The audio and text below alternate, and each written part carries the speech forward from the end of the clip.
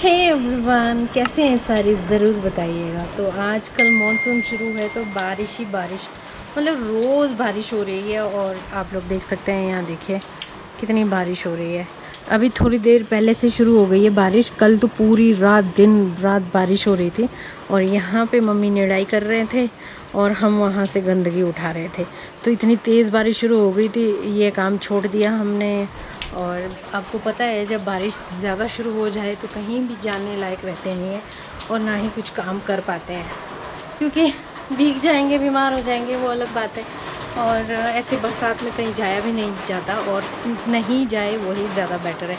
तभी तो आप लोगों को हमेशा मैं मना करती हूँ कि बारिशों में बाहर नहीं निकलना है, पहाड़ों में नहीं जाना है।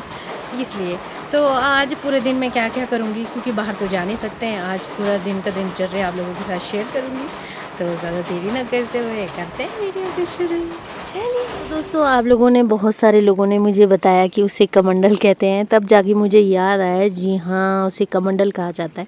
तो ये वही वाले कद्दू मैंने लगाए हैं जिनसे कमंडल बनते हैं। तो अभी इतने बड़े हो गए, उस टाइम दिखाया था मैंने आपको तो कितने छोटे थे। और साथ ही साथ यहाँ देखिए हमारे तरबूज भी कितने बड़े बड़े हो गए साइज़ में।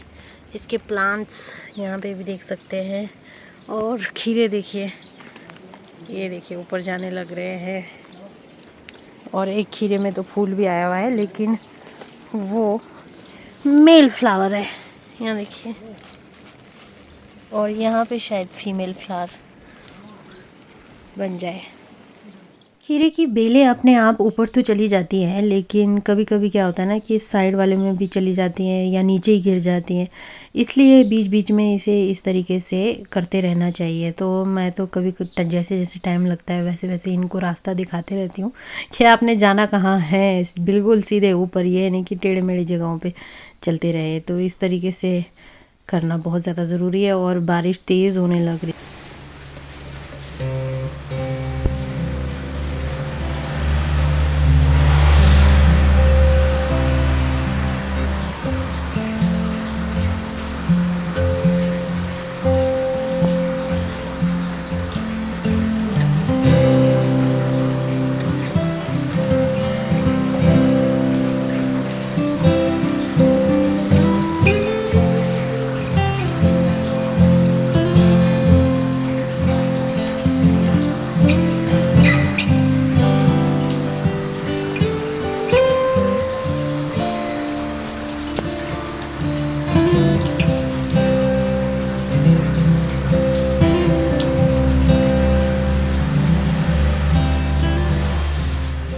महेश भी बारिश में भीग कर आया है, अब चू चू कर रहा है। ये दूसरों के खेत में ना खेलना बंद करे, लोग सब हमें डांटते हैं कि आप लोगों का कुत्ता है, जबकि ये कालू हमारा कुत्ता नहीं है, हमारे लेबर के साथ रहता था।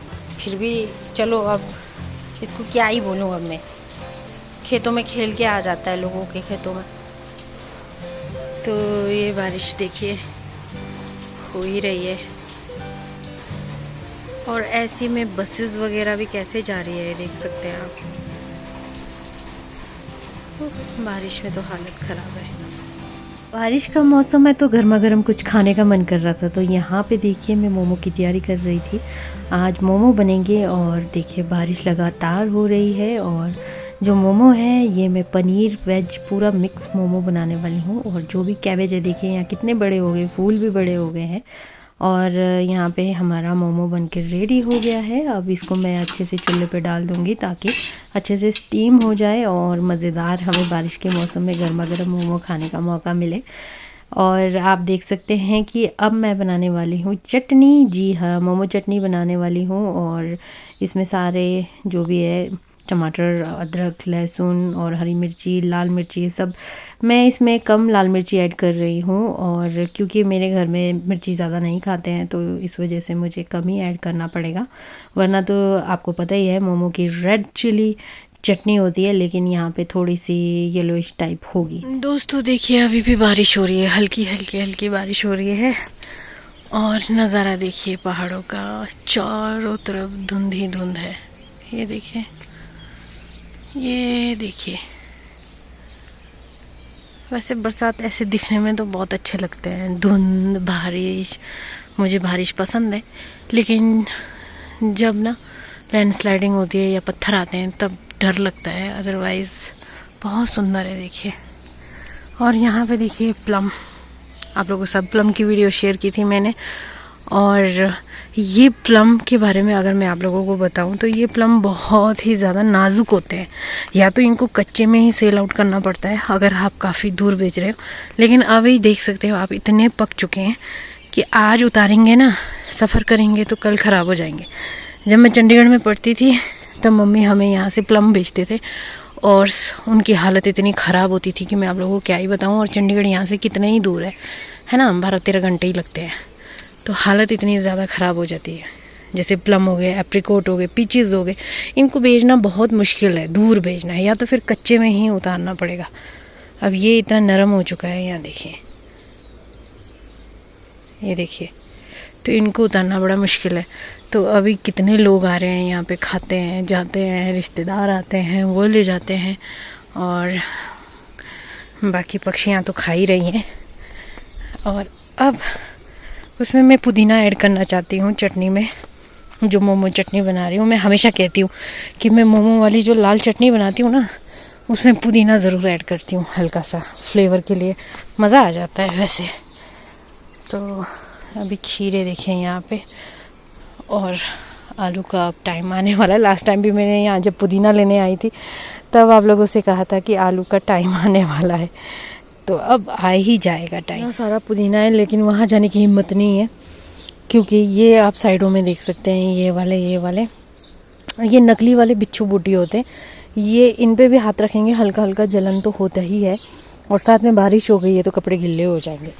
तो यहाँ पे भी है, देखिए, मैं यहीं से निकाल लेती हूँ, थोड़े बहुत ही पत्ते चाहिए मुझे।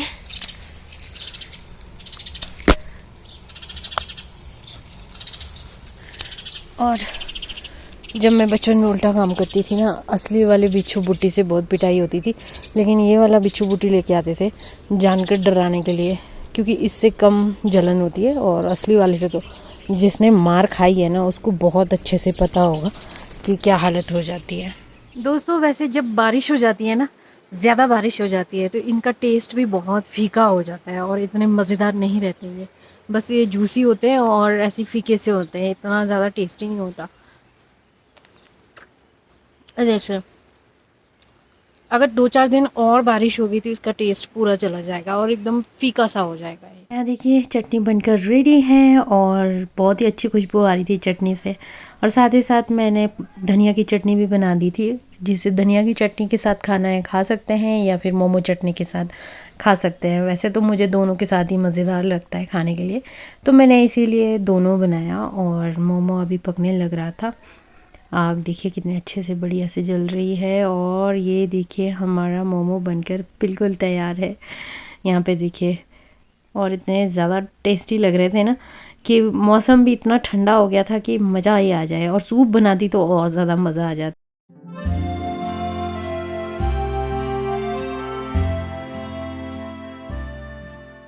बारिश की वजह से अंदर ही अंदर बोर हो गई थी मैं, और फिर शाम के वक्त मैं वॉक के लिए निकल गई थी, और हल्की हल्की बारिश तो हो ही रही थी। और ये राजमा हमने 1 हफ्ते पहले भेजा था, और अभी आप देख सकते हैं साइज़ में कितने बड़े हो गए 1 हफ्ते के अंदर।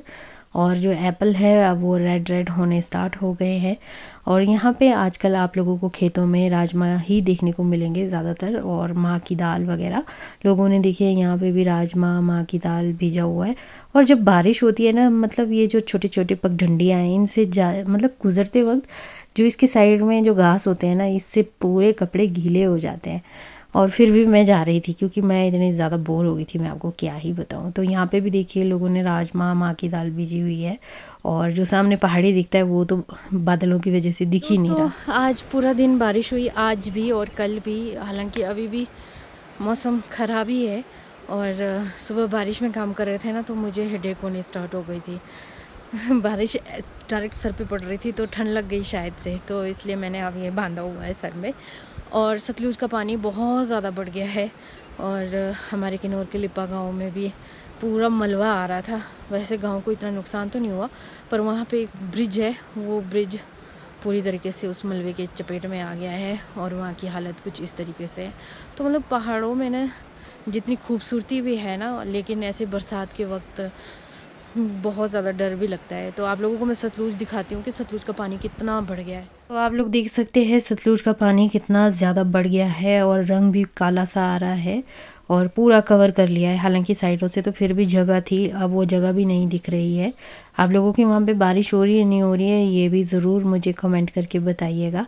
और आप लोग सही सलामत है कि नहीं ये भी। और आज का जो मौसम है ये ऐसे ही रहा, पूरा बारिश वाला ही आप देख सकते हैं। और बूंदाबांदी स्टार्ट हो गई थी और फिर से बारिश होने के आसार थे, क्योंकि बूंदाबांदी शुरू हो गई थी। और ये रहा मेरा प्यारा सा गांव।